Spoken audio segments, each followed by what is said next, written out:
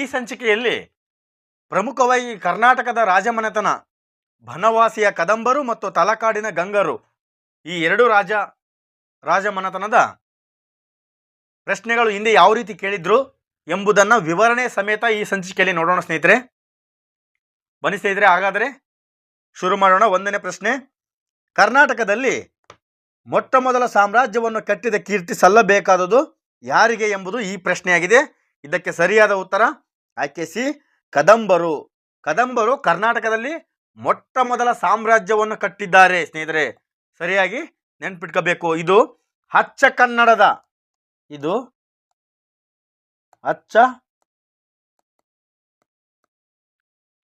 ಕನ್ನಡದ ಮೊಟ್ಟ ಮೊದಲ ಮನೆತನ ಇದು. ಇವರು ವಾಸ್ತುಶಿಲ್ಪ ಶೈಲಿ ಯಾವುದು ಅಂತಂದ್ರೆ ಕದಂಬ ನಾಗರ ಶೈಲಿ. ಕದಂಬ ನಾಗರ ಶೈಲಿ ಇವರ ವಾಸ್ತುಶಿಲ್ಪ ಶೈಲಿಯಾಗಿದೆ. ಇವರಿಗೆ ಮತ್ತೆ ಕದಂಬ ಎಂಬ ಹೆಸರು ಬರಲು ಕಾರಣವೇನು ಎಂಬುದನ್ನ ಹಾಗೆ ತಿಳ್ಕೊಳ್ಳೋಣ ಸ್ನೇಹಿತರೆ. ವಿಡಿಯೋ ಲೆಂತ್ ಆಗಬಹುದು, ತಿಳ್ಕೊಳ್ಳೋಣ, ಮುಂದೆ ಯೂಸ್ ಆಗಬಹುದು. ಇವರ ಮನೆಯ ಹಿತ್ತಲಿನಲ್ಲಿ ಕದಂಬ ಎಂಬ ವೃಕ್ಷವಿತ್ತಂತೆ. ಆದ ಕಾರಣ ಕದಂಬರು ಎಂಬ ಹೆಸರು ಬಂದಿತು ಎಂಬುದು ಉಲ್ಲೇಖವಿದೆ ಸ್ನೇಹಿತರೆ. ಮುಂದಿನ ಪ್ರಶ್ನೆ, ಎರಡನೇ ಪ್ರಶ್ನೆ, ಕದಂಬ ರಾಜವಂಶವು ಡ್ಯಾಶ್ನಿಂದ ಸಂಸ್ಥಾಪಿಸಲ್ಪಟ್ಟಿತು ಎಂಬುದು ಈ ಪ್ರಶ್ನೆಯಾಗಿದೆ. ಕದಂಬ ರಾಜವಂಶವು ಆಯ್ಕೆ ಸಿ, ಮಯೂರವರ್ಮನಿಂದ ಕದಂಬ ರಾಜವಂಶವು ಸಂಸ್ಥಾಪಿಸಲ್ಪಟ್ಟಿದೆ. ಇವರನ್ನು ಕನ್ನಡ ನಾಡಿನ ಮೊದಲ ಅರಸ ಎಂದು ಕರೆಯುತ್ತಾರೆ. ಮಯೂರವರ್ಮನ್ನ ಕನ್ನಡ ನಾಡಿನ ಮೊದಲ ಅರಸ ಎಂದು ಕರೆಯುತ್ತಾರೆ. ಹಾಗೆ ಇನ್ನು ನೋಡೋದಾದ್ರೆ ಇವರು ಈ ಮನೆತನ ಕಟ್ಟುವಕ್ಕೆ ಮುಂಚೆ ಅವಮಾನಕ್ಕೊಳಗಾಗ್ತಾರೆ. ಯಾರಿಂದ? ಪಲ್ಲವರ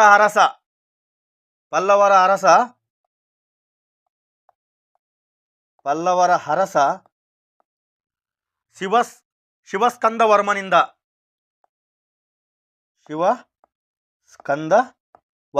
ಅವಮಾನಕ್ಕೆ ಒಳಗಾಗಿ ಇವರು ಬ್ರಾಹ್ಮಣತ್ವವನ್ನು ತೊರೆದು ಕ್ಷತ್ರಿಯನಾಗಿ ಸೈನ್ಯವನ್ನು ಕಟ್ಟಿ ಶಿವಸ್ಕಂದವರ್ಮನನ್ನು ಸೋಲಿಸಿದರು. ಹಾಗಾಗಿ ಕದಂಬ ರಾಜವಂಶದ ಸಂಸ್ಥಾಪಕರು ಮಯೂರವರ್ಮ, ಸರಿಯಾದ ಉತ್ತರ. ಮುಂದಿನ ಪ್ರಶ್ನೆ, ಮೂರನೇ ಪ್ರಶ್ನೆ, ಇದು ಕೂಡ ರಿಪೀಟ್ ಪ್ರಶ್ನೆ. ಈ ರಿಪೀಟ್ ಪ್ರಶ್ನೆ ತಗೋಣ ಕಾರಣ ಏನಂದ್ರೆ ಇದ್ರ ಮೇಲೆ ನಾವು ಇನ್ನೂ ವಿವರಣೆನ ನೋಡಬಹುದು. ಮಯೂರವರ್ಮ ಯಾವ ರಾಜವಂಶದ ದೊರೆ ಎಂಬುದು ಈ ಪ್ರಶ್ನೆಯಾಗಿದೆ. ಇವರು ಕದಂಬರು. ಮಯೂರವರ್ಮನ ಗುರು ಯಾರು? ಮಯೂರವರ್ಮನ ಗುರು ವೀರಶರ್ಮ. ಮಯೂರವರ್ಮನ ಗುರುಗಳು. ಮುಂದಿನ ಪ್ರಶ್ನೆ ಸ್ನೇಹಿತರೆ, ನಾಲ್ಕನೇ ಪ್ರಶ್ನೆ, ಇದು ಕೂಡ ಸಿಂಪಲ್ ಪ್ರಶ್ನೆ ಸ್ನೇಹಿತರೆ. ಕದಂಬ ರಾಜ್ಯದ ಸ್ಥಾಪಕ ಮತ್ತು ಇದರ ಮುಖ್ಯ ರಾಜಧಾನಿ ನಗರ ಯಾವುದು ಎಂಬುದು ಪ್ರಶ್ನೆಯಾಗಿದೆ. ಸರಿಯಾದ ಉತ್ತರ ಮಯೂರವರ್ಮ ಮತ್ತು ಬನವಾಸಿ. ಮಯೂರವರ್ಮ ಆಯ್ಕೆ ಎ, ಮಯೂರವರ್ಮ ಮತ್ತು ಬನವಾಸಿ ಇವರ ರಾಜಧಾನಿ ನಗರವಾಗಿದೆ. ಮುಂದಿನ ಪ್ರಶ್ನೆ, ಐದನೇ ಪ್ರಶ್ನೆ, ಕದಂಬ ಸಾಮ್ರಾಜ್ಯದ ರಾಜಧಾನಿ ಯಾವುದು? ಸರಿಯಾದ ಉತ್ತರ ಆಯ್ಕೆ ಸಿ, ಬನವಾಸಿ ಇವರ ರಾಜಧಾನಿ. ಹಾಗಾದರೆ ಬನವಾಸಿ ಯಾವ ಜಿಲ್ಲೆಯಲ್ಲಿ ಕಂಡುಬರುತ್ತದೆ ಎಂಬ ಪ್ರಶ್ನೆ ಆದರೆ ಅದಕ್ಕೆ ಸರಿಯಾದ ಉತ್ತರ ಉತ್ತರ ಕನ್ನಡ ಜಿಲ್ಲೆ. ಉತ್ತರ ಕನ್ನಡದಲ್ಲಿ ಕಂಡುಬರುತ್ತದೆ. ಇದರಲ್ಲಿ ಇನ್ನೂ ಒಂದು ಸ್ಪೆಷಲ್ ಇದೆ. ಏನಂದ್ರೆ ಬನವಾಸಿಯ ಹಳೆಯ ಹೆಸರು ಅಥವಾ ಮೊದಲ ಹೆಸರು ಏನು ಎಂಬುದು ಪ್ರಶ್ನೆ ಆದರೆ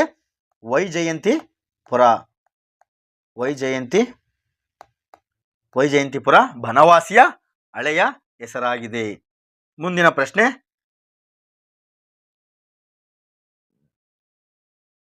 ಈ ಕೆಳಗಿನ ಯಾವುದು ಬನವಾಸಿ ಕದಂಬರ ಎರಡನೇ ರಾಜಧಾನಿಯಾಗಿತ್ತು?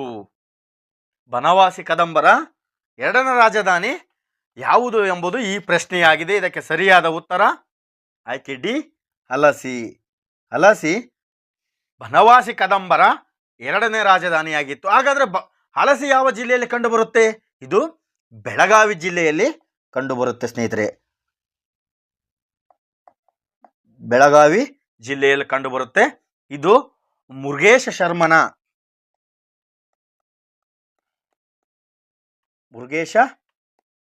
ಶರ್ಮನ ಕಾಲದಲ್ಲಿ ಈ ಮುರುಗೇಶ ಶರ್ಮನ ಕಾಲದಲ್ಲಿ ದ್ವಿತೀಯ ರಾಜಧಾನಿಯಾಗಿತ್ತು ಈ ಅಲಸಿ. ಇದು ಬೆಳಗಾವಿ ಜಿಲ್ಲೆಯಲ್ಲಿ ಕಂಡುಬರುತ್ತದೆ. ಮುಂದಿನ ಪ್ರಶ್ನೆ, ಕನ್ನಡದ ಮೊದಲ ಶಿಲಾಶಾಸನ ಯಾವುದು ಎಂಬುದು ಪ್ರಶ್ನೆಯಾಗಿದೆ. ಇದು ತುಂಬ ಇಂಪಾರ್ಟೆಂಟು, ತುಂಬ ಬಾರಿ ಭಾಳ ಎಕ್ಸಾಮಲ್ಲಿ ಕೇಳಿದ್ದಾರೆ ಸ್ನೇಹಿತರೆ. ಇದಕ್ಕೆ ಸರಿಯಾದ ಉತ್ತರ ಆಯ್ಕೆ ಸಿ, ಹಲ್ಮಿಡಿ ಶಾಸನ. ಕ್ರಿಸ್ತಶಕ 450ರಲ್ಲಿ 450ರಲ್ಲಿ ಈ 450ರಲ್ಲಿ ಇದು ಹಲ್ಮಿಡಿ ಶಾಸನ ಬರೆಯಲ್ಪಟ್ಟಿದೆ ಎಂದು ಉಲ್ಲೇಖವಿದೆ ಸ್ನೇಹಿತರೆ. ಇದು ಹಾಸನ ಜಿಲ್ಲೆ ಎಲ್ಲಿ ಕಂಡು ಬರುತ್ತೆ ಹಲ್ಮಿಡಿ ಶಾಸನ ಅಂದರೆ ಹಾಸನ ಜಿಲ್ಲೆ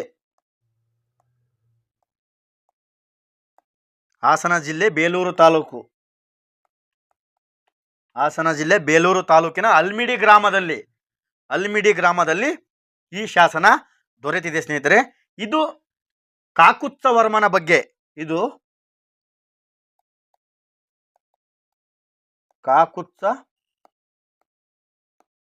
ಕಾಕುತ್ಸ್ಥವರ್ಮನ ಬಗ್ಗೆ ತಿಳಿಸುತ್ತದೆ ಸ್ನೇಹಿತರೆ. ಇದನ್ನು ಕೂಡ ನೀವು ಸರಿಯಾಗಿ ನೆನ್ಪಿಟ್ಕೋಬೇಕು. ಯಾರ ಬಗ್ಗೆ ತಿಳಿಸ್ತತಿ ಶಿಲಾಶಾಸನ ಹಲ್ಮಿಡಿ ಶಾಸನ ಅಂತಂದ್ರೆ ಕಾಕುತ್ಸ್ಥವರ್ಮನ ಬಗ್ಗೆ ತಿಳಿಸುತ್ತದೆ ಸ್ನೇಹಿತರೆ. ಹಾಗಾದ್ರೆ ಈ ಶಾಸನವನ್ನು ಸಂಶೋಧಿಸಿದವರು ಯಾರು? 1936ರಲ್ಲಿ ಡಾಕ್ಟರ್ ಎಂ.ಎಚ್. ಕೃಷ್ಣ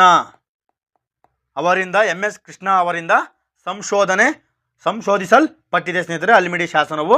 ಇದು 16 ಸಾಲುಗಳಿಂದ ಕೂಡಿದೆ ಸ್ನೇಹಿತರೆ. ಎಷ್ಟು? 16 ಸಾಲುಗಳಿಂದ ಕೂಡಿದೆ. 16 ಸಾಲುಗಳಿಂದ ಕೂಡಿದ ಹಲ್ಮಿಡಿ ಶಾಸನ. ಮುಂದಿನ ಪ್ರಶ್ನೆ, ತಾಳಗುಂದದ ಶಾಸನದ ಕರ್ತೃ ಯಾರು ಎಂಬುದು ಈ ಪ್ರಶ್ನೆಯಾಗಿದೆ. ಇದಕ್ಕೆ ಸರಿಯಾದ ಉತ್ತರ ಕುಬ್ಜ ಕವಿ ಅಥವಾ ಕವಿ ಕುಬ್ಜ ಕವಿ ಇದಕ್ಕೆ ಸರಿಯಾದ ಉತ್ತರ. ಇದು ರೀಸೆಂಟ್ ಎಕ್ಸಾಮಲ್ಲಿ 2021 SDA ಎಕ್ಸಾಮಲ್ಲಿ ಪರೀಕ್ಷೆಯಲ್ಲಿ ಕೇಳಿದ್ದಾರೆ ಸ್ನೇಹಿತರೆ. ಇದು ಕರ್ನಾಟಕದಲ್ಲಿ ದೊರೆತಿರುವ ಮೊದಲ ಸಂಸ್ಕೃತ ಶಾಸನವಾಗಿದೆ. ಈ ಶಾಸನ ಶಾಂತಿವರ್ಮನ ಕಾಲಕ್ಕೆ ಸೇರಿದೆ. ಯಾರು? ಶಾಂತಿವರ್ಮನ ಕಾಲಕ್ಕೆ ಸೇರಿದೆ ಈ ಶಾಸನ. ಮುಂದಿನ ಪ್ರಶ್ನೆ, ತಾಳಗುಂದ ಶಾಸನದಲ್ಲಿ ಯಾರನ್ನು ಕದಂಬ ಕುಟುಂಬದ ಕುಲಭೂಷಣ ಅಥವಾ ಭೂಷಣ ಎಂದು ಕರೆಯಲಾಗಿದೆ? ಇದು KAS 2010ರಲ್ಲಿ ಕೇಳಿದಂಥ ಪ್ರಶ್ನೆ. ಹಾಗಾದರೆ ಯಾರು ಎಂಬುದು ಮುಂದೆ ಪ್ರಶ್ನೆ. ಆದರೆ ಕಾಕುತ್ಸ್ಥವರ್ಮ ಆಯ್ಕೆ ಬಿ, ಕಾಕುತ್ಸ್ಥವರ್ಮನನ್ನು ಕದಂಬ ಕುಟುಂಬದ ಕುಲಭೂಷಣ ಅಥವಾ ಭೂಷಣ ಎಂದು ಕರೆಯುತ್ತಾರೆ. ಯಾವ ಶಾಸನದಲ್ಲಿ? ತಾಳಗುಂದ ಶಾಸನದಲ್ಲಿ. ಮುಂದಿನ ಪ್ರಶ್ನೆ, ಕನ್ನಡದ ಮೊದಲ ಶಾಸನ ಹಲ್ಮಿಡಿ ಶಾಸನ. ಆಯ್ಕೆ ಡಿ, ಹಲ್ಮಿಡಿ ಶಾಸನ. ಮುಂದಿನ ಪ್ರಶ್ನೆ, ಈ ಕೆಳಗಿನ ಯಾವ ಹೇಳಿಕೆಯು ಕದಂಬ ರಾಜ್ಯ ಸ್ಥಾಪಕ ಮಯೂರವರ್ಮನ ಕುರಿತು ನಿಜವಲ್ಲ ಎಂಬುದು ಈ ಪ್ರಶ್ನೆಯಾಗಿದೆ. ಆತ ಪ್ರಾರಂಭದಲ್ಲಿ ಬ್ರಾಹ್ಮಣನಾಗಿದ್ದು ತರುವಾಯ ಕ್ಷತ್ರಿಯನಾದ. ಇದು ಸರಿ, ಯಾಕಂದರೆ ಶಿವಸ್ಕಂದ ವರ್ಮನಿಂದ ಅವಮಾನಿತವಾಗಿ ಈ ಬ್ರಾಹ್ಮಣನಾಗಿ ನಂತರ ಕ್ಷತ್ರಿಯನಾಗುತ್ತಾರೆ ಇವರು ಮಯೂರವರ್ಮನವರು. ಆತ ಕಾಂಚೀಪುರಂನಲ್ಲಿನ ಒಂದು ಸೈನಿಕ ತರಬೇತಿ ಕೇಂದ್ರದಲ್ಲಿ ತರಬೇತಿ ಪಡೆದ. ಇದು ಕೂಡ ಸರಿಯಾಗಿದೆ. ಆಯ್ಕೆ ಸಿ, ಆತ ತಾಳಗುಂದದ ಸ್ತಂಭ ಶಾಸನವನ್ನು ಕೆತ್ತಿಸಿದ್ದ. ಇದು ತಪ್ಪಿದೆ ಸ್ನೇಹಿತರೆ, ಈತ ಕೆತ್ತಿಸಿಲ್ಲ. ಕರ್ನಾಟಕದ ಕರಾವಳಿಯಲ್ಲಿ ಬ್ರಾಹ್ಮಣರು ನೆಲೆಸಲು ಆತ ಕಾರಣರಾದ. ಇದು ಸರಿಯಾಗಿದೆ. ಆಯ್ಕೆ ಸಿ ತಪ್ಪು. ಮಯೂರವರ್ಮನ ಕುರಿತು ಆಯ್ಕೆ ಸಿ ತಪ್ಪಾಗಿದೆ ಸ್ನೇಹಿತರೆ. ಮುಂದಿನ ಪ್ರಶ್ನೆ, 14ನೇ ಪ್ರಶ್ನೆ, ಈ ಕೆಳಗಿನ ಯಾವ ಕದಂಬ ರಾಜಕುಮಾರಿಯ ವಿವಾಹ ರಾಷ್ಟ್ರವರ್ಮನ ಜೊತೆ ಆಗಿತ್ತು ಎಂಬುದು ಈ ಪ್ರಶ್ನೆಯಾಗಿದೆ. ಯಾರದು ರಾಷ್ಟ್ರವರ್ಮನ ಜೊತೆಯಾಗಿತ್ತು ಎಂಬುದು ಪ್ರಶ್ನೆ. ಆಯ್ಕೆ ಸಿ ಪ್ರಭಾವತಿಯವರ ವಿವಾಹವು ರಾಷ್ಟ್ರವರ್ಮನ ಜೊತೆ ಆಗಿತ್ತು. ಮುಂದಿನ ಪ್ರಶ್ನೆ, ಕನ್ನಡದ ಗದಾಯುದ್ಧ. ನೋಡಿ ಸ್ನೇಹಿತರೆ, ಕನ್ನಡದ ಗದಾಯುದ್ಧ ಎಂಬ ಪ್ರಸಿದ್ಧ ಕೃತಿಯನ್ನ ರಚಿಸಿದವರು ಯಾರು ಎಂಬುದು ಈ ಪ್ರಶ್ನೆಯಾಗಿದೆ. ಆಯ್ಕೆ ಎ ರನ್ನ ಅವರು ಗದಾಯುದ್ಧ ಎಂಬ ಕೃತಿಯನ್ನ ರಚಿಸಿದ್ದಾರೆ ಸ್ನೇಹಿತರೆ. ಮುಂದಿನ ಪ್ರಶ್ನೆ, ಮಯೂರವರ್ಮನಿಂದ ಸೋಲಿಸಲ್ಪಟ್ಟ ಪಲ್ಲವರ ದೊರೆ. ಇದು ಇತ್ತೀಚಿನ ಎಕ್ಸಾಮ್ ಅಲ್ಲಿ ಕೇಳಿದ್ದಾರೆ ಸ್ನೇಹಿತರೆ. ಹಾಗಾದ್ರೆ ಯಾರು? ಶಿವಸ್ಕಂದ ವರ್ಮ ಅವರು. ಶಿವಸ್ಕಂದ ವರ್ಮ ಅವರು ಮಯೂರವರ್ಮನಿಂದ ಸೋಲಿಸಲ್ಪಟ್ಟ ಪಲ್ಲವರ ದೊರೆಯಾಗಿದ್ದಾರೆ ಸ್ನೇಹಿತರೆ. ಮುಂದಿನ ಪ್ರಶ್ನೆ, ಬನವಾಸಿ 1200 ಮತ್ತು ಪುಲಿಗೆರೆ. ಬನವಾಸಿ 1200 ಮತ್ತು ಪುಲಿಗೆರೆ ಎಂದು ಸಂಖ್ಯಾತ್ಮಕ ಪ್ರತ್ಯಯಗಳಿಂದ ಸೂಚಿಸಲಾದ ಪ್ರಾಂತ್ಯಗಳು ಯಾವ ಸಾಮ್ರಾಜ್ಯಕ್ಕೆ ಸೇರಿವೆ ಎಂಬುದು ಈ ಪ್ರಶ್ನೆಯಾಗಿದೆ. ಇದಕ್ಕೆ ಸರಿಯಾದ ಉತ್ತರ ಆಯ್ಕೆ ಬನವಾಸಿಯ ಕದಂಬರ ಸಾಮ್ರಾಜ್ಯಕ್ಕೆ ಸೇರಿದ್ದ ಪ್ರಾಂತ್ಯಗಳಾಗಿವೆ. ಮುಂದಿನ ಪ್ರಶ್ನೆ, ತಲಕಾಡಿನ ಗಂಗರಿಗೆ ಸಂಬಂಧಿಸಿದಂತಹ ಪ್ರಶ್ನೆಗಳು ಸ್ನೇಹಿತರೆ. ಗಂಗರ ಮೊದಲ ರಾಜಧಾನಿ. ಈ ಪ್ರಶ್ನೆ, ಗಂಗರ ಮೊದಲ ರಾಜಧಾನಿ ಯಾವುದು? ಕೋಲಾರ ಅಥವಾ ಕುವಲಾಲ. ಕೋಲಾರ ಅಥವಾ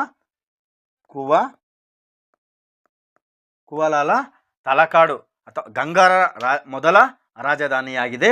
ಮುಂದಿನ ಪ್ರಶ್ನೆ, ಗಂಗರ ರಾಜಧಾನಿ. ಇದು ಡೈರೆಕ್ಟ್ ಕ್ವಶನ್ ಸ್ನೇಹಿತರೆ. ಗಂಗರ ರಾಜಧಾನಿ ಯಾವುದು? ತಲಕಾಡು. ಹಾಗಾದರೆ ತಲಕಾಡು ಯಾವ ಜಿಲ್ಲೆಯಲ್ಲಿ ಕಂಡುಬರುತ್ತದೆ? ಇದು ಮೈಸೂರು ಜಿಲ್ಲೆಯಲ್ಲಿ ಕಂಡುಬರುತ್ತದೆ. ಮೈಸೂರು ಜಿಲ್ಲೆಯಲ್ಲಿ ಕಂಡುಬರುತ್ತದೆ ಸ್ನೇಹಿತರೆ. ಮುಂದಿನ ಪ್ರಶ್ನೆ, ಮದವೇರಿದ ಆನೆ ಮದಗಜವು ಯಾವ ರಾಜವಂಶದ ರಾಜ್ಯ ಲಾಂಛನವಾಗಿತ್ತು? 2013ರಲ್ಲಿ ಕೇಳಿದಂಥ ಪ್ರಶ್ನೆ. ಇದಕ್ಕೆ ಸರಿಯಾದ ಉತ್ತರ ತಲಕಾಡಿನ ಗಂಗರ ರಾಜವಂಶದ ರಾಜ್ಯ ಲಾಂಛನ ಮದವೇರಿದ ಆನೆ ಅಥವಾ ಮದಗಜವಾಗಿದೆ ಸ್ನೇಹಿತರೆ. ಮುಂದಿನ ಪ್ರಶ್ನೆ, ಹಾಸನ ಜಿಲ್ಲೆಯಲ್ಲಿರುವ ಗೊಮ್ಮಟೇಶ್ವರ ಮೂರ್ತಿಯನ್ನು ಯಾವ ಕಾಲದಲ್ಲಿ ನಿರ್ಮಿಸಲಾಯಿತು? ಇದು ಕ್ರಿಸ್ತಶಕ 982ರಿಂದ 983ರ ಅವಧಿಯಲ್ಲಿ ನಿರ್ಮಿಸಲಾಯಿತು. ಇದು ಸರಿಯಾಗಿ ನೆನಪಿಟ್ಕೋಬೇಕು ಸ್ನೇಹಿತರೆ. ಮುಂದಿನ ಪ್ರಶ್ನೆ, ಈ ಕೆಳಗಿನವರಲ್ಲಿ ಯಾರು ಶ್ರವಣ ಬೆಳಗೊಳದಲ್ಲಿ ಗೊಮ್ಮಟೇಶ್ವರ ಪ್ರತಿಮೆಯನ್ನು ನಿರ್ಮಿಸಿದರು ಎಂಬುದು ಈ ಪ್ರಶ್ನೆಯಾಗಿದೆ. ಆಯ್ಕೆ ಡಿ ಚಾವುಂಡರಾಯ. ಇವರು ಗಂಗರ ಪ್ರಸಿದ್ಧ ಅರಸ 4ನೇ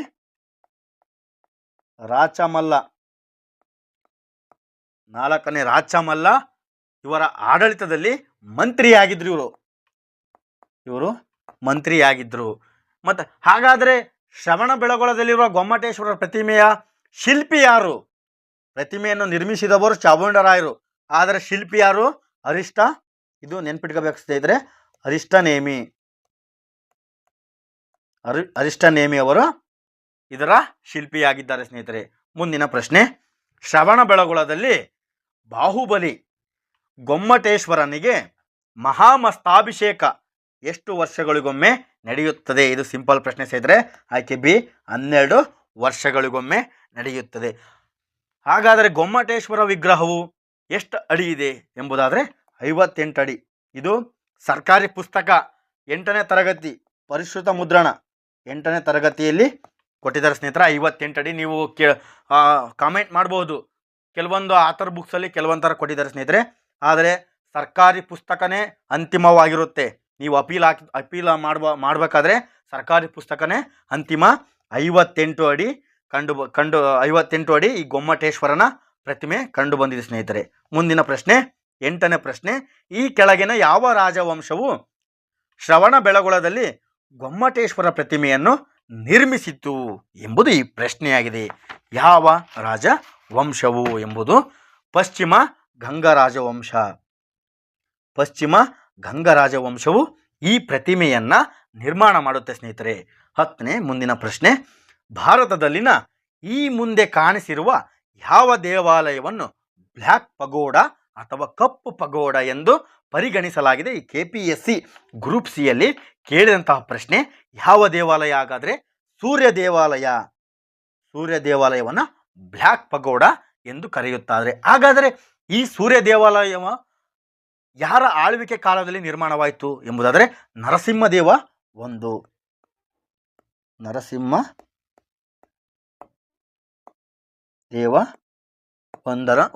ಇವರ ಕಾಲದಲ್ಲಿ ನಿರ್ಮಾಣ ಆಗುತ್ತೆ ಸ್ನೇಹಿತರೆ. ಇದು ಸೂರ್ಯನಿಗೆ ಸಮರ್ಪಿತವಾದ ದೇವಾಲಯ. ಇದು ಯಾವ ರಾಜ್ಯದಲ್ಲಿ ಕಂಡುಬರುತ್ತದೆ? ಇದು ಪ್ರಶ್ನೆ ಆಗಬಹುದು. ಪ್ರಶ್ನೆ ಆಗಿದೆ ಸ್ನೇಹಿತರೆ. ಸೂರ್ಯ ದೇವಾಲಯವು ಕೊನಾರ್ಕ್ ಸೂರ್ಯ ದೇವಾಲಯ ಯಾವ ರಾಜ್ಯದಲ್ಲಿ ಕಂಡುಬರುತ್ತದೆ ಅಂದರೆ ಒಡಿಶಾ ರಾಜ್ಯದಲ್ಲಿ. ಒಡಿಶಾ ರಾಜ್ಯದಲ್ಲಿ ಕಂಡುಬರುತ್ತದೆ ಸ್ನೇಹಿತರೆ. ಮುಂದಿನ ಪ್ರಶ್ನೆ, ಗಂಗರ ದೊರೆ ಶಿವಮಾರ ರಚಿಸಿದ ಕೃತಿಗಳು ಯಾವುವು ಎಂಬುದು ಈ ಪ್ರಶ್ನೆಯಾಗಿದೆ. ಇದು KPSC ಗ್ರೂಪ್ ಸಿ 2021ರಲ್ಲಿ ಕೇಳಿದಂತಹ ಪ್ರಶ್ನೆ. ಇದಕ್ಕೆ ಸರಿಯಾದ ಉತ್ತರ ಆಯ್ಕೆ ಬಿ, ಗಜಶತಕ ಮತ್ತು ಶೇತುದಾನದ ಗಜಾಷ್ಟಕ. ಇದನ್ನ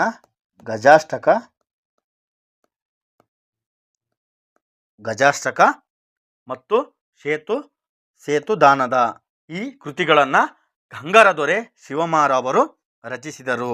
ಎರಡನೇ ಶಿವಮಾರ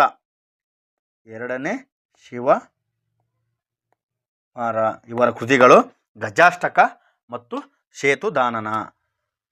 ಮುಂದಿನ ಪ್ರಶ್ನೆ, ಗೀತಾ ಗೋವಿಂದದಲ್ಲಿಯ ಹಾಡುಗಳನ್ನು ರಚಿಸಿದವರು ಯಾರು?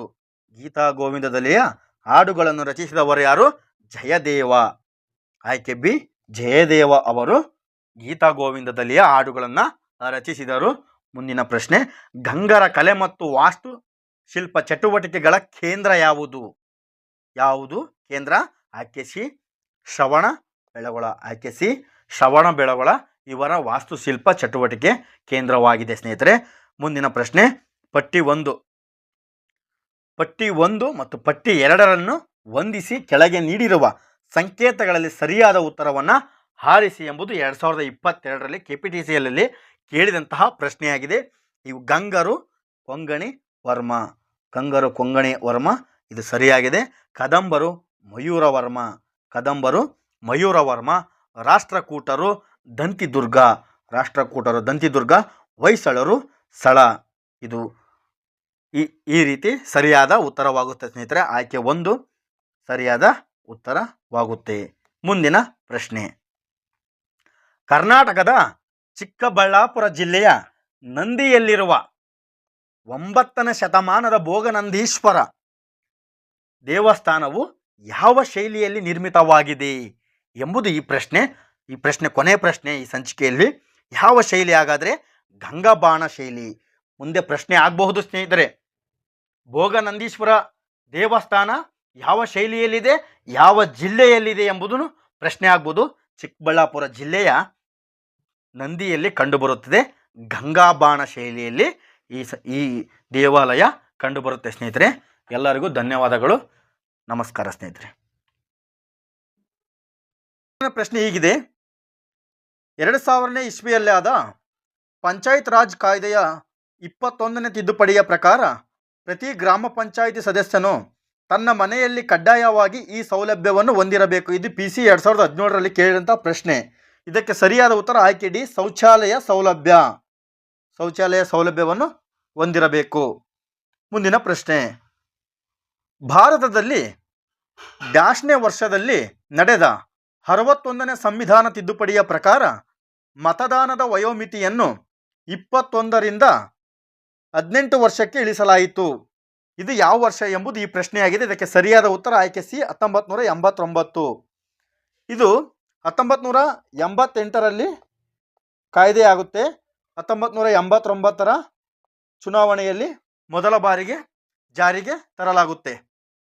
ಮುಂದಿನ ಪ್ರಶ್ನೆ, 3ನೇ ಪ್ರಶ್ನೆ, ಮೂಲಭೂತ ಹಕ್ಕುಗಳಲ್ಲಿ ಯಾವುದು 44ನೇ ತಿದ್ದುಪಡಿಯಿಂದ ರದ್ದುಪಡಿಸಲ್ಪಟ್ಟಿದೆ? ಅಂದರೆ 44ನೇ ತಿದ್ದುಪಡಿಯಿಂದ ರದ್ದಾಗಿದೆ ಎಂಬುದು ಈ ಪ್ರಶ್ನೆಯಾಗಿದೆ. ಇದಕ್ಕೆ ಸರಿಯಾದ ಉತ್ತರ ಆಯ್ಕೆ ಬಿ, ಆಸ್ತಿ ಹಕ್ಕು 44ನೇ ತಿದ್ದುಪಡಿಯಿಂದ 1978ರಲ್ಲಿ ರದ್ದಾಯಿತು. ಆಸ್ತಿ ಹಕ್ಕು ರದ್ದಾಯಿತು. ಹಾಗಾದರೆ ಈಗ ಆಸ್ತಿ ಹಕ್ಕು ಏನಾಗಿದೆ ಎಂಬುದು ಆಗಿದರೆ 300A ಅಲ್ಲಿ ಕಾನೂನಿನ ಹಕ್ಕನ್ನಾಗಿದೆ. ಮುಂದಿನ ಪ್ರಶ್ನೆ, 4ನೇ ಪ್ರಶ್ನೆ, ಭಾರತದ ಸಂವಿಧಾನದ 92ನೇ ತಿದ್ದುಪಡಿಯ ಮೂಲಕ 8ನೇ ಅನುಸೂಚಿಗೆ ಕೆಳಗಿನ ಯಾವ ಭಾಷೆಯನ್ನು ಸೇರಿಸಿಲ್ಲ ಎಂಬುದು ಈ ಪ್ರಶ್ನೆಯಾಗಿದೆ. ಇದಕ್ಕೆ ಸರಿಯಾದ ಉತ್ತರ ಆಯ್ಕೆಯೇ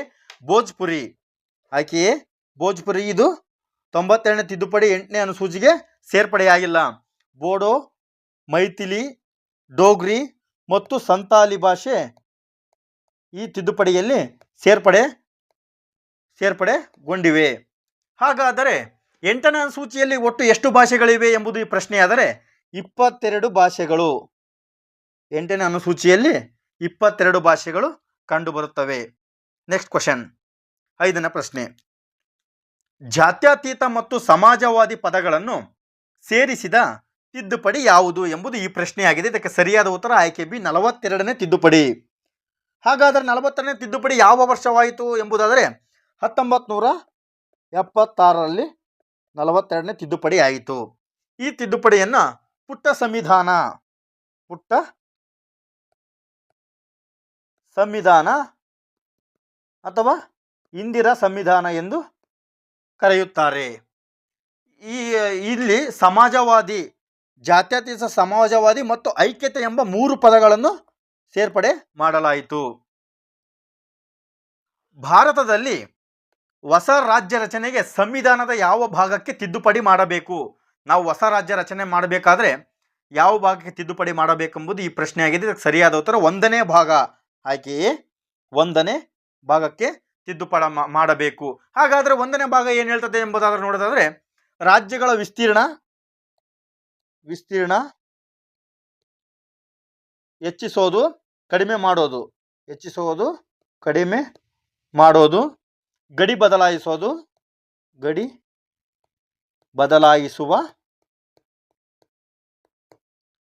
ಬದಲಾಯಿಸುವ ಅಥವಾ ಹೆಸರು ಬದಲಾಯಿಸುವ ಬಗ್ಗೆ ಅಧಿಕಾರವನ್ನು ಸಂವಿಧಾನದ 1ನೇ ಭಾಗ ಸಂಸತ್ತಿನ ಸರಳ ಬಹುಮತದ ಮೂಲಕ ಮಾಡಬಹುದಾಗಿದೆ. 7ನೇ ಪ್ರಶ್ನೆ. ಐತಿಹಾಸಿಕ 73 ಮತ್ತು 74ನೇ ಅಮೆಂಡ್ಮೆಂಟ್ ಆ್ಯಕ್ಟ್ಗೆ ಸಂಬಂಧಿಸಿದೆ. ಯಾವುದು ಸಂಬಂಧಿಸಿದೆ ಎಂಬುದು ಈ ಪ್ರಶ್ನೆಯಾಗಿದೆ. ಆಯ್ಕೆಯೇ ಸ್ಥಳೀಯ ಸ್ವಸರ್ಕಾರ. 73, 74ನೇ ಅಮೆಂಡ್ಮೆಂಟ್ ಆ್ಯಕ್ಟ್ಗೆ ಸಂಬಂಧಿಸಿದೆ. 8ನೇ ಪ್ರಶ್ನೆ. ಭಾರತ ಸಂವಿಧಾನದಲ್ಲಿ ಇದರ ಅಡಿಯಲ್ಲಿ ತಿದ್ದುಪಡಿ ಮಾಡಬಹುದು. ಇಂಪಾರ್ಟೆಂಟ್ ಪ್ರಶ್ನೆ ಸ್ನೇಹಿತರೆ, ಇದು ಇಂಪಾರ್ಟೆಂಟ್. 368ನೇ ಲೇಖನ. ಈ ಲೇಖನದಲ್ಲಿ ತಿದ್ದುಪಡಿ ಮಾಡಬಹುದು. ತಿದ್ದುಪಡಿ ವಿಧಾನವನ್ನು ದಕ್ಷಿಣ ಆಫ್ರಿಕಾ ಸಂವಿಧಾನದಿಂದ ಎರವಲು ಪಡೆಯಲಾಗಿದೆ. 101ನೇ ತಿದ್ದುಪಡಿ ಯಾವುದಕ್ಕೆ ಸಂಬಂಧಿಸಿದೆ? ಇದು ಇಂಪಾರ್ಟೆಂಟ್ ಸ್ನೇಹಿತರೆ, ಇತ್ತೀಚೆಗೆ ಆಗಿದೆ. ಇದು 101ನೇ ತಿದ್ದುಪಡಿ. ಇದು GSTಗೆ ಸಂಬಂಧಪಟ್ಟ ತಿದ್ದುಪಡಿಯಾಗಿದೆ. ಇದು ಸರಕು ಮತ್ತು ಸೇವಾ ತೆರಿಗೆ. ಆಯ್ಕೆ ಎ, ಸರಕು ಮತ್ತು ಸೇವಾ ತೆರಿಗೆ. ಇದು GST ಎಂಬುದು ಪರೋಕ್ಷ ತೆರಿಗೆಯಾಗಿದೆ. ಇದು ಕೂಡ ಪ್ರಶ್ನೆಯಾಗಿದೆ ಸ್ನೇಹಿತರೆ. ಪರೋಕ್ಷ ತೆರಿಗೆಯಾಗಿದೆ GST.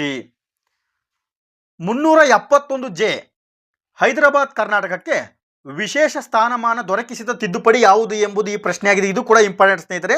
ಸರಿಯಾದ ಉತ್ತರ ಆಯ್ಕೆ ಡಿ, 98ನೇ ತಿದ್ದುಪಡಿ.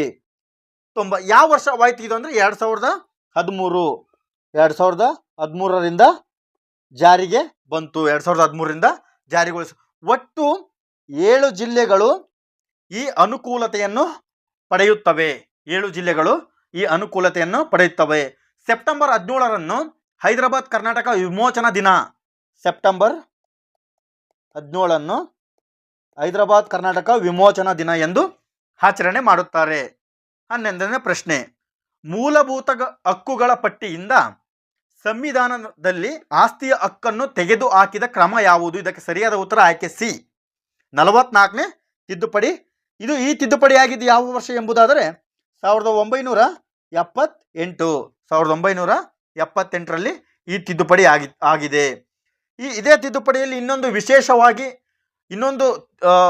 ವಿಚಾರ ಬರುತ್ತೆ. ಏನಂತಂದ್ರೆ, ಲೋಕಸಭೆ ಮತ್ತು ವಿಧಾನಸಭೆಗಳ ಅವಧಿಯನ್ನು MLA ಅಂಡ್ MP ಅಧಿಕಾರವನ್ನು 6ರಿಂದ 5 ವರ್ಷಕ್ಕೆ ಇಳಿಸಿದ್ದು ಕೂಡ ಇದೇ 44ನೇ ತಿದ್ದುಪಡಿಯಲ್ಲಿ. ಸರಿಯಾಗಿ ನೆನ್ಪಿಟ್ಕೋಬೇಕು ಸ್ನೇಹಿತರೆ ಇದನ್ನ. ಮುಂದಿನ ಪ್ರಶ್ನೆ. ಸಂವಿಧಾನದ ಯಾವುದೇ ಭಾಗಕ್ಕೆ ತಿದ್ದುಪಡಿ ತರುವಲ್ಲಿ ಲೋಕಸಭೆಯ ಅಧಿಕಾರವನ್ನು ಸ್ವೀಕರಿಸಿದ ಸಂವಿಧಾನದ ತಿದ್ದುಪಡಿ ಯಾವುದು? ಇದಕ್ಕೆ ಸರಿಯಾದ ಉತ್ತರ 24ನೇ ತಿದ್ದುಪಡಿ. 24ನೇ ತಿದ್ದುಪಡಿ ಆಗಿದೆ. 24ನೇ ತಿದ್ದುಪಡಿ. 13ನೇ ಪ್ರಶ್ನೆ. ಭಾರತದ ಸಂವಿಧಾನದಲ್ಲಿ ಮೂಲಭೂತ ಕರ್ತವ್ಯಗಳನ್ನು ಕೆಳಗಿನ ಯಾವ ತಿದ್ದುಪಡಿಯಿಂದ ಜಾರಿಗೆ ತರಲಾಯಿತು? ಮೂಲಭೂತ ಕರ್ತವ್ಯ, ಇದು ಕೂಡ ಇಂಪಾರ್ಟೆಂಟ್. ಯಾಕೆಂದರೆ 42ನೇ ತಿದ್ದುಪಡಿ ತುಂಬ ಇಂಪಾರ್ಟೆಂಟು. ಬಹಳ ಪರೀಕ್ಷೆಗಳಲ್ಲಿ ಅತಿ ಹೆಚ್ಚಾಗಿ ಈ ರಿಪೀಟ್ ಆಗಿರೋ ಪ್ರಶ್ನೆ ಅಂದರೆ 42ನೇ ತಿದ್ದುಪಡಿ. ಯಾಕಂದರೆ ಇದು 1976ರಲ್ಲಿ ಈ ತಿದ್ದುಪಡಿ ಆಗಿದ್ದು, ಇದನ್ನು ನಾವು ಪುಟ್ಟ ಸಂವಿಧಾನ ಎಂದು ಕರೆಯುತ್ತೇವೆ ಅಥವಾ ಇಂದಿರಾ ಸಂವಿಧಾನವೆಂದು ಕರೆಯುತ್ತೇವೆ ಈ ಸಂವಿಧಾನವನ್ನು. ಮುಂದಿನ ಪ್ರಶ್ನೆ, 93ನೇ ಸಂವಿಧಾನ ತಿದ್ದುಪಡಿಯಾದಾಗ ಮೂಲಭೂತ ಹಕ್ಕು ಆಗಿದ್ದು, 93ನೇ ಸಂವಿಧಾನ ತಿದ್ದುಪಡಿ ಆದಾಗ ಮೂಲಭೂತ ಹಕ್ಕು ಆಗಿದ್ದು ಏನಪ್ಪ ಅಂದರೆ ಆಯ್ಕೆ ಸಿ, ಉಚಿತ ಮತ್ತು ಕಡ್ಡಾಯ ಪ್ರಾಥಮಿಕ ಶಿಕ್ಷಣ. ಉಚಿತ ಮತ್ತು ಕಡ್ಡಾಯ ಪ್ರಾಥಮಿಕ ಶಿಕ್ಷಣ. 15ನೇ ಪ್ರಶ್ನೆ, ಇದು ಕೂಡ ಇಂಪಾರ್ಟೆಂಟ್ ಸ್ನೇಹಿತರೆ. ಇದು ಮತ ಹಾಕುವ ವಯಸ್ಸನ್ನು 21ರಿಂದ 18 ವರ್ಷಕ್ಕೆ ಇಳಿಸಿದ್ದು ಸಂವಿಧಾನದ ಎಷ್ಟನೇ ತಿದ್ದುಪಡಿ ಎಂಬುದು ಈ ಪ್ರಶ್ನೆಯಾಗಿದೆ. ಇದಕ್ಕೆ ಸರಿಯಾದ ಉತ್ತರ ಆಯ್ಕೆ 61ನೇ ತಿದ್ದುಪಡಿ. 61ನೇ ತಿದ್ದುಪಡಿ. ಇದು ಆಗಿದ್ದು ಯಾವಾಗ ಅಂತಂದರೆ 1988ರಲ್ಲಿ ಆಗಿ 1989ರ ಚುನಾವಣೆಯಲ್ಲಿ ಜಾರಿಗೆ ತರಲಾಯಿತು. ಮುಂದಿನ ಪ್ರಶ್ನೆ, 42ನೇ ಸಂವಿಧಾನಿಕ ತಿದ್ದುಪಡಿಯನ್ನು ಯಾವ ವರ್ಷದಲ್ಲಿ ಅಂಗೀಕರಿಸಲಾಯಿತು? ಇದಕ್ಕೆ ಸರಿಯಾದ ಉತ್ತರ ಆಯ್ಕೆ ಸಿ, 1976. ಇದು ಇಂಪಾರ್ಟೆಂಟ್ ಸ್ನೇಹಿತರೆ. 42ನೇ ಸಂವಿಧಾನಿಕ ತಿದ್ದುಪಡಿಯು 1976. ಇದು PSI 2021ರಲ್ಲಿ ಕೇಳಿದಂಥ ಪ್ರಶ್ನೆಯಾಗಿದೆ.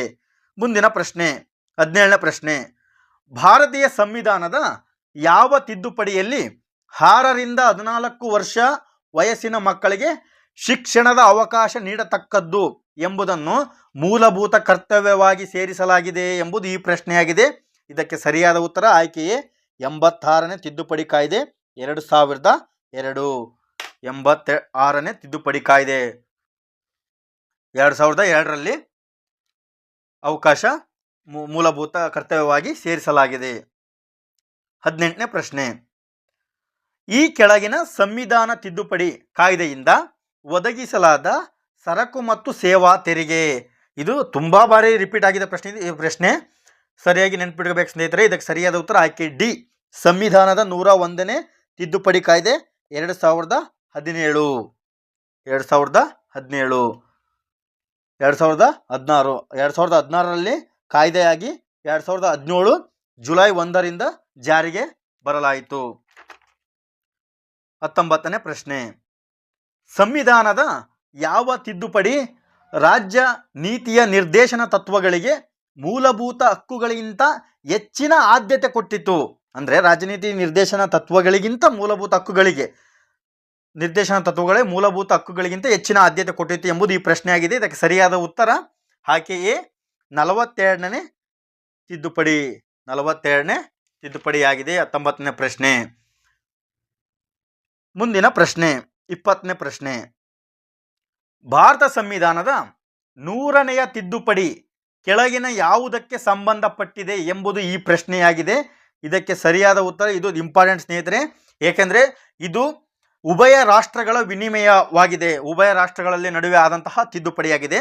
ಸರಿಯಾದ ಉತ್ತರ, ಭಾರತವು ಪ್ರದೇಶಗಳನ್ನು ಸ್ವಾಧೀನಪಡಿಸಿಕೊಳ್ಳುವುದು ಮತ್ತು ಕೆಲವು ಪ್ರದೇಶಗಳನ್ನು ಬಾಂಗ್ಲಾದೇಶಕ್ಕೆ ವರ್ಗಾಯಿಸುವುದು.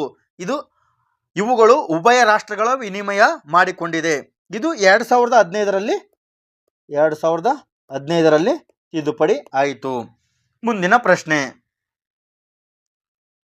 21ನೇ ಪ್ರಶ್ನೆ, ಭಾರತದ ಸಂವಿಧಾನದ ಕೆಳಗಿನ ಯಾವ ತಿದ್ದುಪಡಿಯನ್ನು ಚಿಕ್ಕ ಸಂವಿಧಾನ ಎಂದು ಉಲ್ಲೇಖಿಸಲಾಗಿದೆ? ಅವಾಗ ಹೇಳ್ದಂಗೆ ಸ್ನೇಹಿತರೆ, ಪುಟ್ಟ ಸಂವಿಧಾನ ಅಂತ ಹೇಳಿದ್ನಲ್ಲ, ಈಗ ಚಿಕ್ಕ ಸಂವಿಧಾನ ಎಂದು ಇದು ಕಾರಾಗೃಹ ಜೈಲರು ಈ 2011ರಲ್ಲಿ ಕೇಳಿದಂಥ ಪ್ರಶ್ನೆ. ಇದಕ್ಕೆ ಸರಿಯಾದ ಉತ್ತರ ಆಯ್ಕೆ ಬಿ, 42ನೇ ತಿದ್ದುಪಡಿ. 42ರ ತಿದ್ದುಪಡಿ. 21ನೇ ಪ್ರಶ್ನೆಗೆ ಸರಿಯಾದ ಉತ್ತರ ಆಯ್ಕೆ ಬಿ. ಮುಂದಿನ ಪ್ರಶ್ನೆ, 22ನೇ ಪ್ರಶ್ನೆ, ಭಾರತೀಯ ಸಂವಿಧಾನದ ಯಾವ ಅನುಚ್ಛೇದವು ಅಸ್ಪೃಶ್ಯತೆಯನ್ನು ನಿರ್ಮೂಲನೆ ಮಾಡುತ್ತದೆ ಎಂಬುದು ಈ ಪ್ರಶ್ನೆಯಾಗಿದೆ. ಇದಕ್ಕೆ ಸರಿಯಾದ ಉತ್ತರ ಲೇಖನ 17. ಸಂವಿಧಾನದ ಯಾವ ಭಾಗವನ್ನು ಭಾರತದ ಮ್ಯಾಗ್ನಾ ಕಾರ್ಟಾ ಎಂದು ಕರೆಯುತ್ತಾರೆ? ಇದು ಕೂಡ ಇಂಪಾರ್ಟೆಂಟ್ ಸ್ನೇಹಿತರೆ. ಮ್ಯಾಗ್ನಾ ಕಾರ್ಟಾ ಎಂದು ಕರೆಯುತ್ತಾರೆ. ಇದಕ್ಕೆ ಸರಿಯಾದ ಉತ್ತರ ಆಯ್ಕೆ ಬಿ, ಭಾಗ 3 ಮ್ಯಾಗ್ನಾ ಕಾರ್ಟಾ ಎಂದು ಕರೆಯುತ್ತಾರೆ. ಇದು 12ರಿಂದ 35ನೇ ವಿಧಿಯವರೆಗೆ ಕಂಡುಬರುವ ಮೂಲಭೂತ ಹಕ್ಕು. ಮೂಲಭೂತ ಹಕ್ಕು ಇದರಲ್ಲಿ ಕಂಡುಬರುತ್ತದೆ ಭಾಗ 3ರಲ್ಲಿ. ಒಟ್ಟು 6 ಮೂಲಭೂತ ಹಕ್ಕುಗಳು ಇದೆ. ಈ ಮೂಲಭೂತ ಹಕ್ಕುಗಳನ್ನು ಎಲ್ಲಿಂದ ಎರವಲು ಪಡೆಯಲಾಗಿದೆ ಎಂಬುದು ಪ್ರಶ್ನೆಯಾದರೆ ಇದು ಅಮೆರಿಕ ಸಂವಿಧಾನದಿಂದ ಎರವಲು ಪಡೆಯಲಾಗಿದೆ. 24ನೇ ಪ್ರಶ್ನೆ. 73ನೇ ತಿದ್ದುಪಡಿ 1992 ಇದನ್ನು ಸಂವಿಧಾನದ ಯಾವ ಭಾಗಕ್ಕೆ ಸೇರಿಸಲಾಗಿದೆ ಎಂಬುದು 24ನೇ ಪ್ರಶ್ನೆಯಾಗಿದೆ. ಇದಕ್ಕೆ ಸರಿಯಾದ ಉತ್ತರ 9ನೇ ಭಾಗ. ಆಯ್ಕೆಯೇ 9ನೇ ಭಾಗ. ಆಯ್ಕೆಯೇ 9. ಹಾಗಾದರೆ ಇದು ಯಾವುದಕ್ಕೆ ಸಂಬಂಧಿಸಿದೆ ಅಂದರೆ ಪಂಚಾಯತ್ ರಾಜ್ ವ್ಯವಸ್ಥೆ. ಪಂಚಾಯತ್ ರಾಜ್ ವ್ಯವಸ್ಥೆ 73ನೇ ತಿದ್ದುಪಡಿ 1992 ಇದು ಪಂಚಾಯತ್ ರಾಜ್ ವ್ಯವಸ್ಥೆಗೆ ಸಂಬಂಧಿಸಿದೆ. 25ನೇ ಪ್ರಶ್ನೆ. ಈ ಕೆಳಗಿನವುಗಳಲ್ಲಿ ಯಾವುದು ಮೂಲಭೂತ ಹಕ್ಕಲ್ಲ ಎಂಬುದು ಈ ಪ್ರಶ್ನೆಯಾಗಿದೆ. 25ನೇ ಪ್ರಶ್ನೆ. ಸರಿಯಾದ ಉತ್ತರ ಆಸ್ತಿ ಹಕ್ಕು. ಇದನ್ನು ತೆಗೆದುಹಾಕಲಾಗಿದೆ. ಆಲ್ರೆಡಿ ಹಿಂದೆ ಬಂದಂತಹ ಪ್ರಶ್ನೆಗಳಲ್ಲಿ ಈ ಪ್ರಶ್ನೆಯನ್ನು ಬಿಡಿಸಿದ್ದೇನೆ. ಈ ಆಸ್ತಿ ಹಕ್ಕನ್ನು ತೆಗೆದುಹಾಕಿ ಕಾನೂನು ಹಕ್ಕನ್ನಾಗಿ ಮಾಡಲಾಗಿದೆ. 26ನೇ ಪ್ರಶ್ನೆ. ಇದು ಕೂಡ ತುಂಬ ಇಂಪಾರ್ಟೆಂಟ್ ಸ್ನೇಹಿತರೆ. ಇದು ಏಕೆಂದರೆ ಇದು ರಾಜ್ಯದ ನಿರ್ಮಾಣದ ಬಗ್ಗೆ ಕೇಳಲಾಗಿದೆ. ಒಂದು ಹೊಸ ರಾಜ್ಯದ ನಿರ್ಮಾಣದ ಅವಕಾಶಕ್ಕಾಗಿ ಭಾರತೀಯ ಸಂವಿಧಾನದ ಕೆಳಗಿನ ಅನುಬಂಧಗಳಲ್ಲಿ ಯಾವುದನ್ನು ತಿದ್ದುಪಡಿ ಮಾಡಬೇಕು ಎಂಬುದು ಕಾರಾಗೃಹ ಇಲಾಖೆ ಆರ್ಡರ್ 2018ರಲ್ಲಿ ಕೇಳಿದ ಪ್ರಶ್ನೆಯಾಗಿದೆ. ಇದಕ್ಕೆ ಸರಿಯಾದ ಉತ್ತರ ಮೊದಲನೆಯ ಅನುಬಂಧವಾಗಿದೆ. 27ನೇ ಪ್ರಶ್ನೆ. ಸಂವಿಧಾನದಲ್ಲಿ ಸೋಷಿಯಲಿಸ್ಟ್ ಸೂಚ್ಯವಾಗಿತ್ತು, ಆದರೆ ಡ್ಯಾಶ್ ಕಾಯ್ದೆಯನ್ನು ಇದನ್ನು ಸುವ್ಯಕ್ತಗೊಳಿಸಲಾಯಿತು ಎಂಬುದು ಈ ಪ್ರಶ್ನೆಯಾಗಿದೆ. ಇದಕ್ಕೆ ಸರಿಯಾದ ಉತ್ತರ 42ನೇ ತಿದ್ದುಪಡಿ ಕಾಯ್ದೆ. 42ನೇ ತಿದ್ದುಪಡಿ ಕಾಯ್ದೆ ಮೇಲೆ ಸುಮಾರು ಪ್ರಶ್ನೆಗಳನ್ನು ಕೇಳಿದರೆ ಸ್ನೇಹಿತರೆ, ಇದನ್ನು ಸಂಪೂರ್ಣವಾಗಿ ನೆನ್ಪಿಟ್ಕೋಬೇಕು. ಇದರಲ್ಲಿ ಆದಂತಹ ಇಂಪ್ಲಿಮೆಂಟ್ಸ್ ಏನಾದವು, ಇದು ಯಾವ ವರ್ಷ ಆಯಿತು, ಇದರಲ್ಲಿ ಯಾವ ಪದಗಳನ್ನು ಸೇರ್ಪಡೆ ಮಾಡಲಾಯಿತು ಎಂಬುದು ಎಲ್ಲ ಇದನ್ನು ನೆನ್ಪಿಟ್ಕೋಬೇಕು ಸ್ನೇಹಿತರೆ. 28ನೇ ಪ್ರಶ್ನೆ. ಯಾವ ಸುಧಾರಣೆಯನ್ನು ಮಿನಿ ಸಂವಿಧಾನ ಎಂದು ಕರೆಯಲಾಗುತ್ತದೆ? ಮತ್ತೆ ಬಂತು ಈ ಪ್ರಶ್ನೆ ಸ್ನೇಹಿತರೆ. ಇದಕ್ಕೆ ಸರಿಯಾದ ಉತ್ತರ 42ನೇ ಸುಧಾರಣೆಯನ್ನು ಮಿನಿ ಸಂವಿಧಾನ ಅಥವಾ ಚಿಕ್ಕ ಸಂವಿಧಾನ ಅಥವಾ ಇಂದಿರಾ ಸಂವಿಧಾನ ಎಂದು ಕರೆಯಲಾಗುತ್ತದೆ. 29ನೇ ಪ್ರಶ್ನೆ. 1976ರಲ್ಲಿ ಮಾಡಲಾದ 42ನೇ ತಿದ್ದುಪಡಿಯು ಭಾರತ ಸಂವಿಧಾನಕ್ಕೆ ಈ ಕೆಳಕಂಡ ಪದಗಳನ್ನು ಸೇರಿಸಿತು ಎಂಬುದು 2013 ಎಕ್ಸೈಸ್ ಸಬ್ ಇನ್ಸ್ಪೆಕ್ಟರ್ಲ್ಲಿ ಕೇಳಿದಂತಹ ಪ್ರಶ್ನೆಯಾಗಿದೆ. ಇದಕ್ಕೆ ಸರಿಯಾದ ಉತ್ತರ ಜಾತ್ಯತೀತ ಮತ್ತು ಸಮಾಜವಾದಿ. ಆಯ್ಕೆಯೇ ಸರಿಯಾದ ಉತ್ತರ. ಇನ್ನೊಂದು ಇದರಲ್ಲಿ ಸೇರ್ಪಡೆಯಾಗುತ್ತೆ. ಯಾವುದಂದರೆ ಐಕ್ಯತೆ ಎಂಬ ಪದ ಕೂಡ ಸೇರ್ಪಡೆಯಾಗುತ್ತೆ. ಒಟ್ಟು 3 ಪದಗಳು ಸೇರ್ಪಡೆಗೊಂಡಿವೆ. 30ನೇ ಪ್ರಶ್ನೆ. ಕೆಳಗಿನ ಯಾವ ತಿದ್ದುಪಡಿಗಳಿಂದ ಆಸ್ತಿಯ ಹಕ್ಕನ್ನು ಮೂಲಭೂತ ಹಕ್ಕುಗಳಿಂದ ತೆಗೆದುಹಾಕಲಾಯಿತು ಎಂಬುದು ಈ ಪ್ರಶ್ನೆಯಾಗಿದೆ. ಇದಕ್ಕೆ ಸರಿಯಾದ ಉತ್ತರ 44ನೇ ತಿದ್ದುಪಡಿ. 44ನೇ ತಿದ್ದುಪಡಿ 1978. Next question.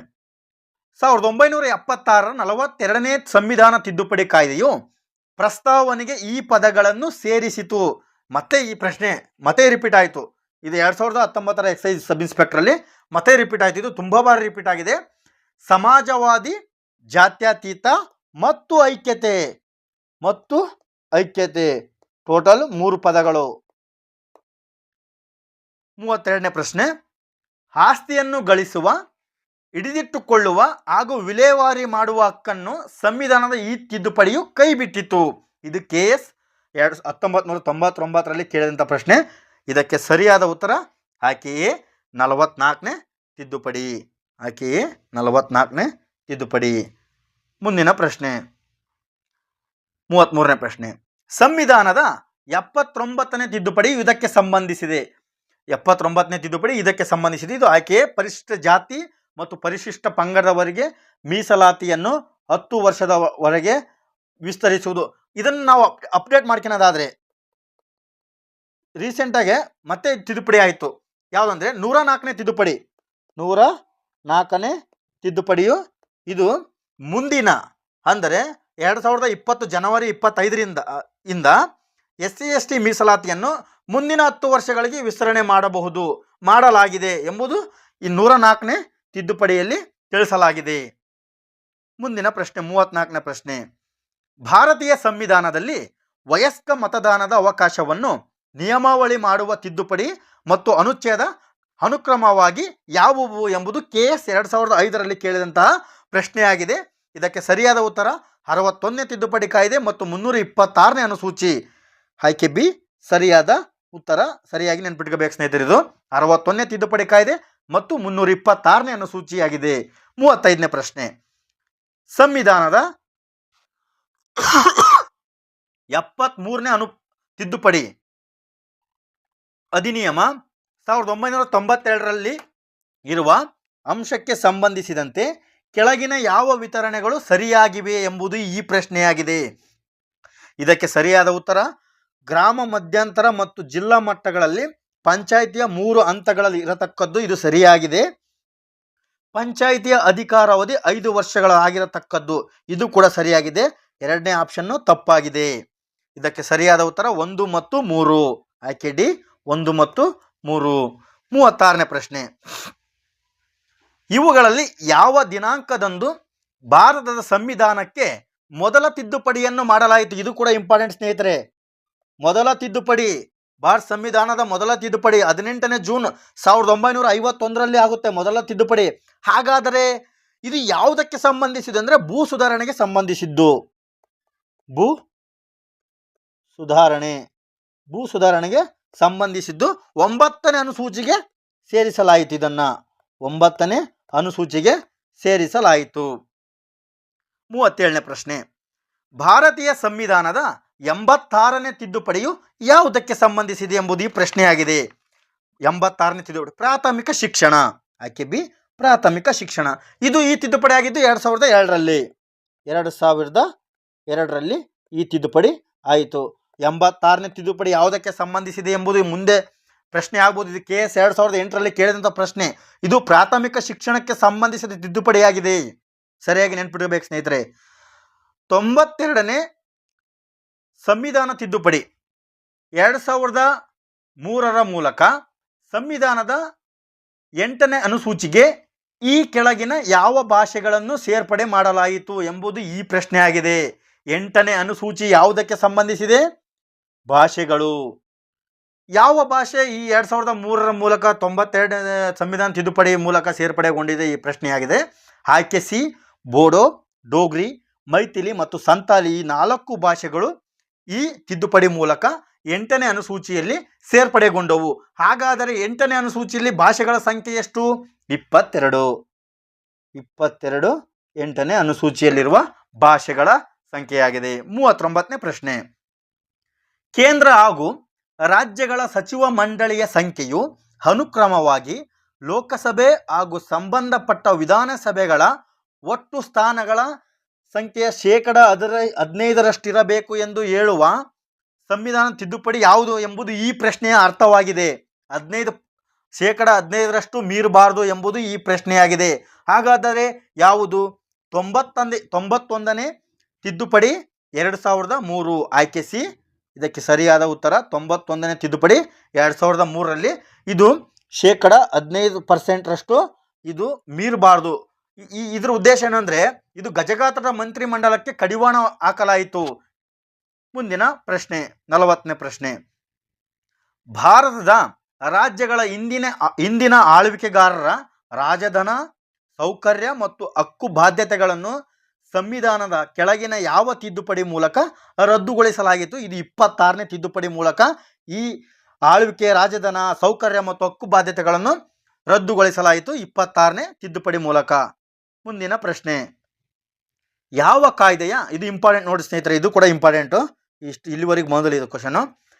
ಯಾವ ಕಾಯ್ದೆಯ ಪಕ್ಷಾಂತರ ನಿಷೇಧ ಕಾಯ್ದೆ ಎಂದು ಚಿರಪರಿಚಿತ ಎಂಬುದು ಈ ಪ್ರಶ್ನೆಯಾಗಿದೆ. ಇದು KS 2017 ರೀಸೆಂಟಲ್ಲಿ ಕೇಳಿರೋ ಪ್ರಶ್ನೆಯಾಗಿದೆ ಸ್ನೇಹಿತರೆ ಇದು. ಇದಕ್ಕೆ ಸರಿಯಾದ ಉತ್ತರ ಆಯ್ಕೆ 52ನೇ ತಿದ್ದುಪಡಿ ಕಾಯ್ದೆ. ಪಕ್ಷಾಂತರ ನಿಷೇಧ ಕಾಯ್ದೆಯು 52ನೇ ತಿದ್ದುಪಡಿ ಕಾಯ್ದೆ. ಹಾಗಾದರೆ ಇದು ಯಾವ ವರ್ಷ ತಿದ್ದುಪಡಿ ಆಗುತ್ತೆ ಎಂಬುದಾದರೆ 1985. 1985ರಲ್ಲಿ ಪಕ್ಷಾಂತರ ನಿಷೇಧ ಕಾಯ್ದೆಯು ಚಿರಪರಿಚಿತ.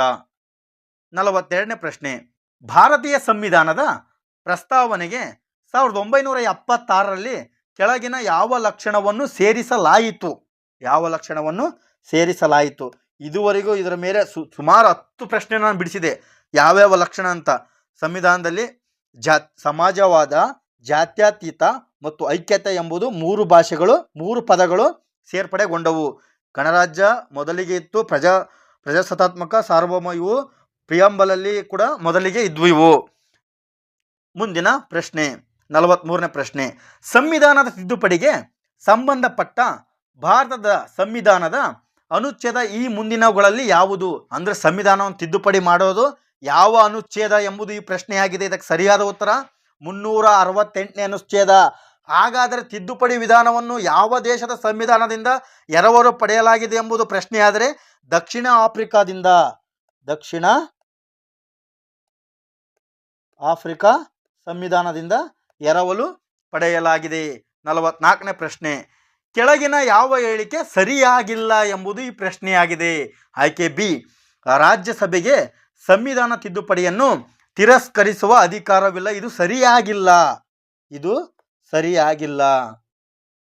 45ನೇ ಪ್ರಶ್ನೆ,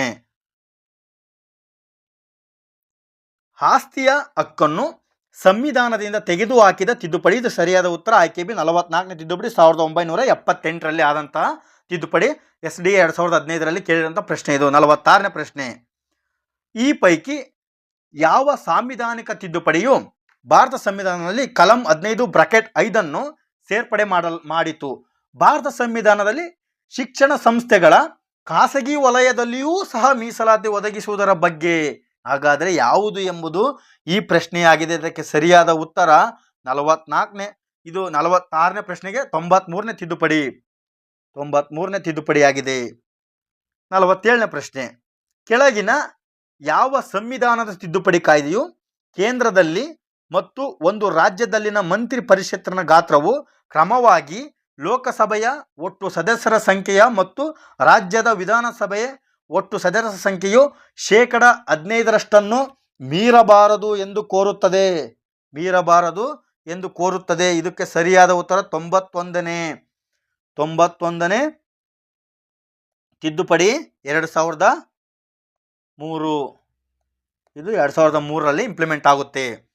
ಮುಂದಿನ ಪ್ರಶ್ನೆ 48ನೇ ಪ್ರಶ್ನೆ, ಈ ಕೆಳಗಿನ ಯಾವ ಕಾಯ್ದೆಯ ಪ್ರಕಾರ ಸಮಾಜವಾದ ಎಂಬ ಪದವನ್ನು ಭಾರತದ ಸಂವಿಧಾನದ ಪ್ರಸ್ತಾವನೆಯಲ್ಲಿ ಸೇರಿಸಲಾಯಿತು? ನಾ 10 ಬಾರಿ ಪ್ರಶ್ನೆ ಬಿಡಿಸಿದೆ ಈ ಸಂಚಿಕೆಯಲ್ಲಿ. ಇದಕ್ಕೆ ಸರಿಯಾದ ಉತ್ತರ 42ನೇ ತಿದ್ದುಪಡಿ ಕಾಯ್ದೆ. ಇದು SDA 2021ರಲ್ಲಿ ಕೇಳಿದಂಥ ಪ್ರಶ್ನೆ. 42ನೇ ತಿದ್ದುಪಡಿ ಕಾಯ್ದೆ ಸಮಾಜವಾದ, ಜಾತ್ಯತೀತ ಮತ್ತು ಐಕ್ಯತೆ ಎಂಬ 3 ಪದಗಳನ್ನು ಪ್ರಸ್ತಾವನೆಯಲ್ಲಿ ಸೇರಿಸಲಾಯಿತು. ಮುಂದಿನ ಪ್ರಶ್ನೆ 49ನೇ ಪ್ರಶ್ನೆ, ಸಮಾಜವಾದಿ ಹಾಗೂ ಜಾತ್ಯತೀತ ಎಂಬ ಪದಗಳನ್ನು ಭಾರತ ಸಂವಿಧಾನದ ಪೂರ್ವ ಪೀಠಿಕೆಯಲ್ಲಿ ಡ್ಯಾಶ್ ಮೂಲಕ ಸೇರ್ಪಡಿಸಲಾಗಿದೆ ಎಂಬುದು ಈ ಪ್ರಶ್ನೆಯಾಗಿದೆ. ಇದಕ್ಕೆ ಸರಿಯಾದ ಉತ್ತರ 42ನೇ ತಿದ್ದುಪಡಿ ಕಾಯ್ದೆ 1976. ಮುಂದಿನ ಪ್ರಶ್ನೆ ಹಾಗೂ ಕೊನೆಯ ಪ್ರಶ್ನೆ 50ನೇ ಪ್ರಶ್ನೆ, ಅಧ್ಯಕ್ಷರ ಚುನಾವಣೆಯ ವಿಧಿಯನ್ನು ತಿದ್ದುಪಡಿ ಮಾಡುವುದು ಈ ರೀತಿ. ಇದಕ್ಕೆ ಸರಿಯಾದ ಉತ್ತರ 2 ಸದನಗಳಲ್ಲಿ 2/3 ಬಹುಮತ ಮತ್ತು ಅರ್ಧಕ್ಕಿಂತ ಹೆಚ್ಚಿನ ರಾಜ್ಯ ಶಾಸನಸಭೆಗಳಲ್ಲಿ ಬಹುಮತದಿಂದ ಅಧ್ಯಕ್ಷರ ಚುನಾವಣೆಯ ವಿಧಿಗಳನ್ನು ತಿದ್ದುಪಡಿ ಮಾಡಬಹುದು. ಈ ಸಂಚಿಕೆ ನಿಮಗೆ ಸಂಪೂರ್ಣವಾಗಿ ಅರ್ಥವಾಗಿದೆ ಎಂದು ನಾನು ಭಾವಿಸುತ್ತೇನೆ. ಮುಂದಿನ ದಿನಗಳಲ್ಲಿ ತಿದ್ದುಪಡಿ ಆಗಿರಬಹುದು, ವಿಧಿಗಳಾಗಿರ್ಬೋದು, ಪ್ರತಿಯೊಂದು ವಿಷಯವಾರು ಪ್ರಶ್ನೆಗಳನ್ನು ಹಿಂದೆ ಕೇಳಿದಂತಹ ಎಲ್ಲ ಪರೀಕ್ಷೆಗಳಲ್ಲಿ ಕೇಳಿದ ಪ್ರಶ್ನೆಗಳನ್ನು ಆಯ್ಕೆ ಮಾಡಿ ನಾನು ಈ ಥರ ಸಂಚಿಕೆಯನ್ನು ಬಿಡಿಸುತ್ತಾ ಹೋಗುತ್ತೆ ಸ್ನೇಹಿತರೆ ನಾನು. ಹಾಗಾಗಿ ಈ ಸಂಚಿಕೆ ನಿಮಗೆ ಇಷ್ಟವಾದರೆ ನಿಮ್ಮ ಸ್ನೇಹಿತರಿಗೆ ಶೇರ್ ಮಾಡಿ. ಧನ್ಯವಾದಗಳು. ಎಲ್ಲರಿಗೂ ನನ್ನ ನಮಸ್ಕಾರಗಳು.